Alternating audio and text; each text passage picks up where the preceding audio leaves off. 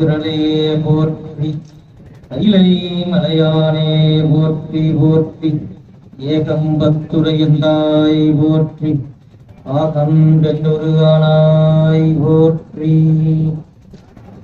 கரவின்றி நன்மாமலர் கொண்டு இரவும் பகலும் தொழுவார்கள், சிரமொன்றிய செஞ்சடையான்வாள் பரமா மயிலாடுதுறையே.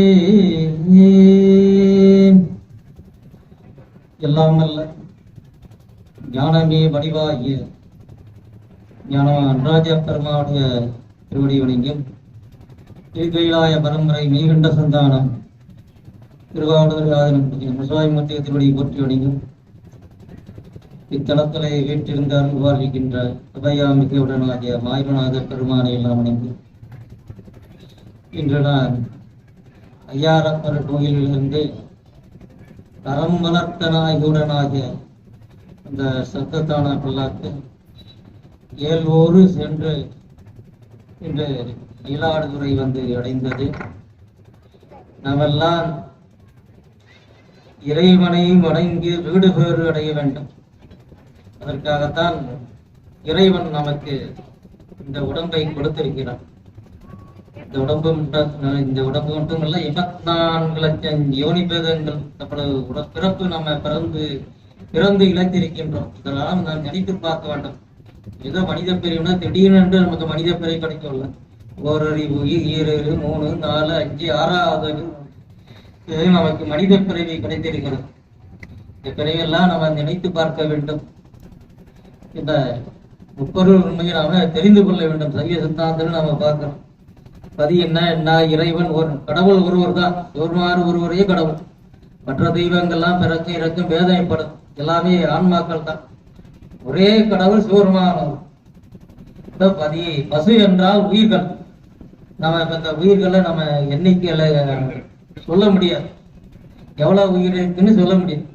மனித உயிர்கள் மட்டுமல்ல, மற்ற தாவரங்கள், மற்ற நீர்வாழ்வன, ஊர்வன, பரப்பன, இப்படி இவ்வளவோ உயிர்கள் இருக்கு. நம்ம சாப்பிட்ற உணவே உயிர் தான்.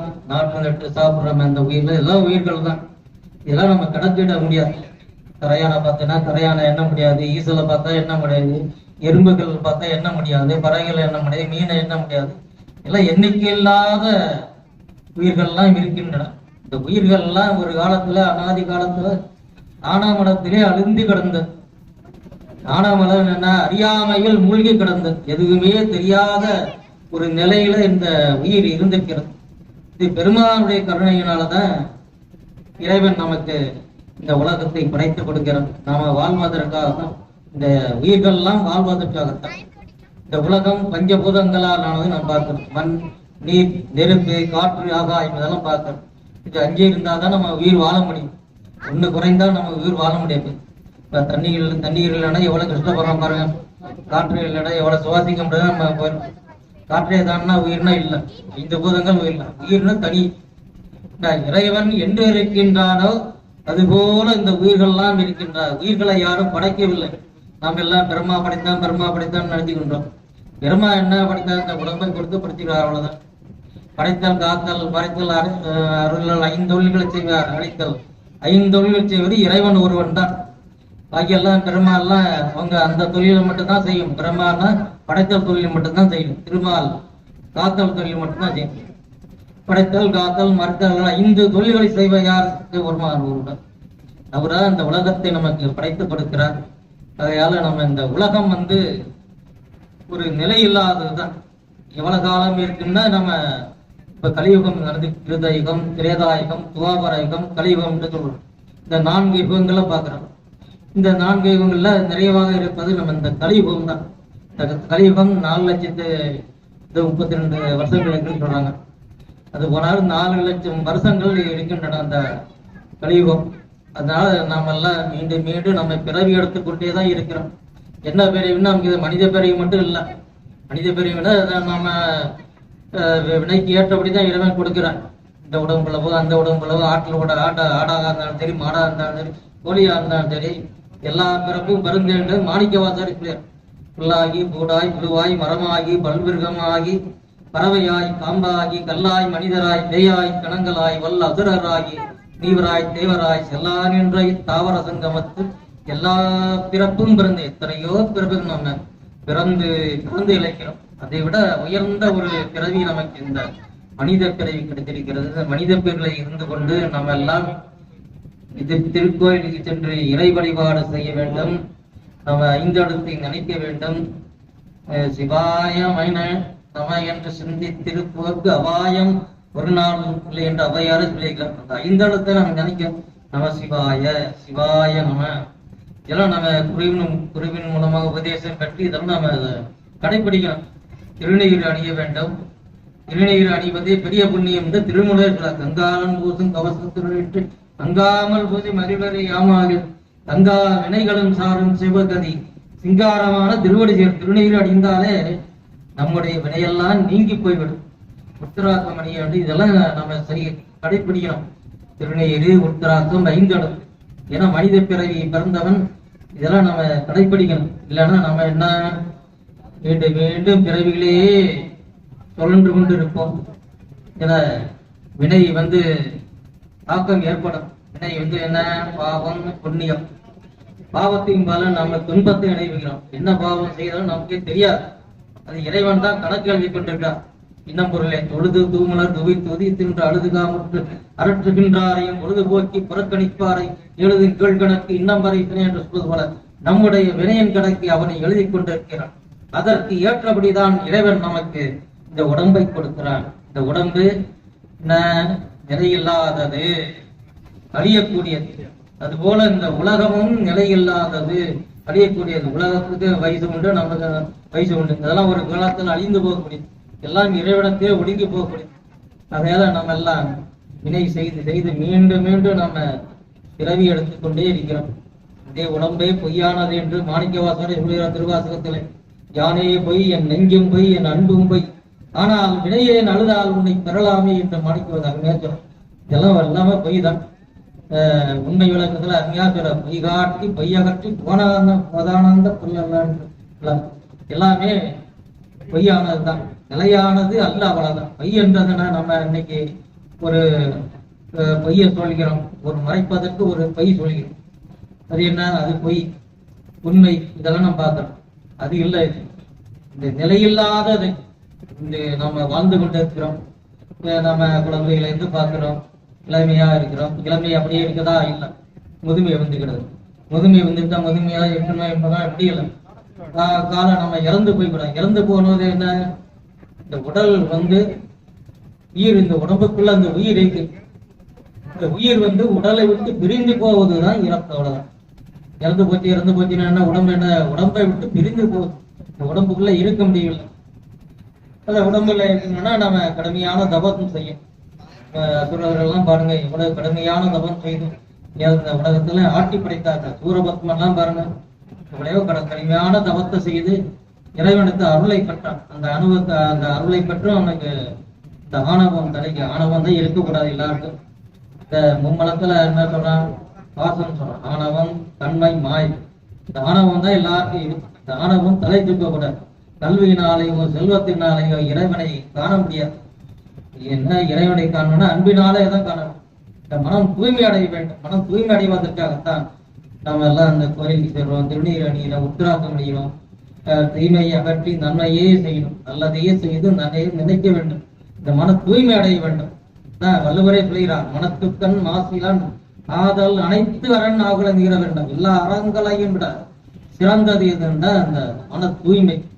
அந்த மன தூய்மையை தான் இருக்க வேண்டும். இந்த உயிர் தூய்மை அடைந்து விட்டால் இந்த உயிர் இறைவிட திருவடி சேரும். இறைவனுடைய திருவடி சேரு வரைக்கும் நாம பிறவி எடுத்துக்கொண்டே இருக்கு. அதான் வள்ளுவரே சொல்லுறார், பிறவி பெருங்கடல் நீந்தவன் நீந்தா இறைவனடி சேரார். இந்த பிறவியாகிய பெருங்கடலை கடப்பதற்கு ஒரு பிறவியை தான் இந்த மனித பிறவி நமக்கு கிடைத்திருக்கிறது. நம்ம எல்லாம் இதெல்லாம் நினைத்து பார்க்க வேண்டும்.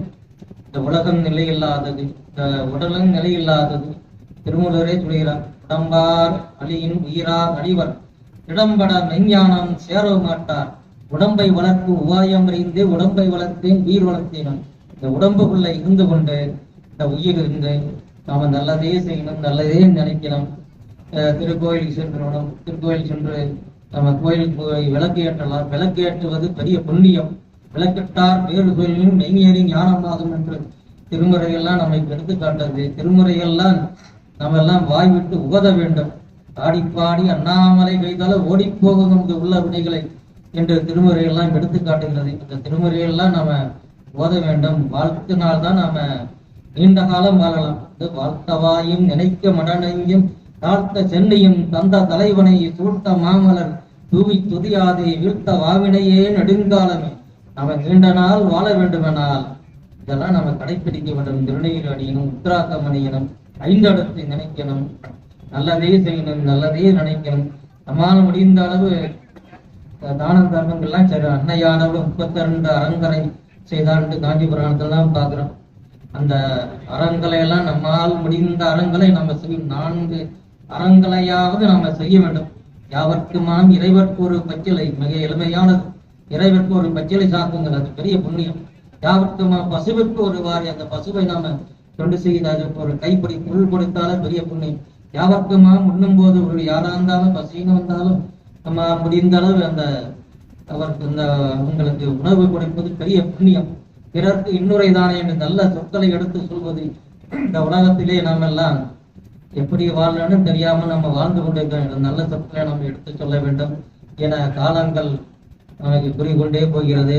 நம்ம எல்லாம் உண்பதும் உடுத்துவதும் உறங்குவதுமாகத்தான் நம்மளுடைய காலங்கள் கழிக்கிறது.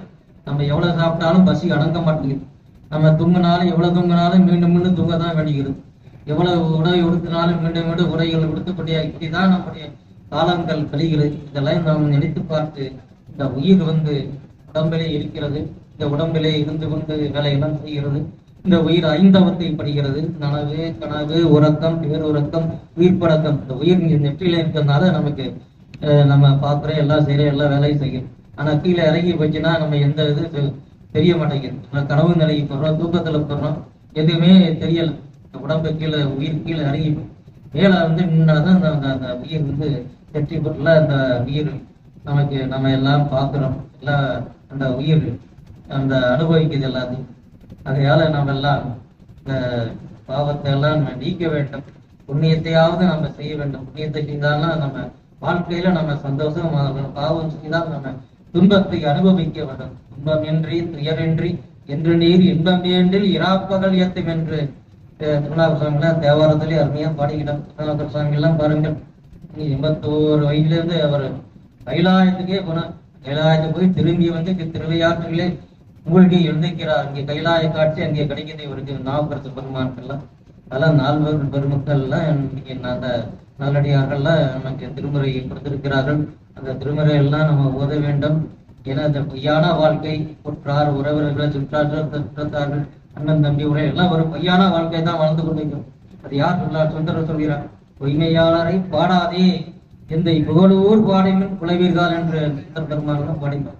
இந்த பொய்யான வாழ்க்கையெல்லாம் வாழ்ந்துட்டு பொய்மையாளர்கள் பாடாதே, இப்ப உண்மையானவையார் இறைவன் தான். அந்த உண்மையான இறைவனை தொடர்ந்து பாடுங்கள். அவனை பாடினால் நமக்கு நோய் நொடி இன்றி நீண்ட காலம் வாழலாம் என்று சொல்லி அடியார் பெருமக்களுக்கும் இந்த எல்லாத்தையும் மிக சிறப்பாக நடைபெற்றது. பானை வேடிக்கை எல்லாம் மிக சிறப்பாக நடைபெற்றது. வேதங்களும் ஓதினார்கள், திருமுறைகளும் ஓதினார்கள்.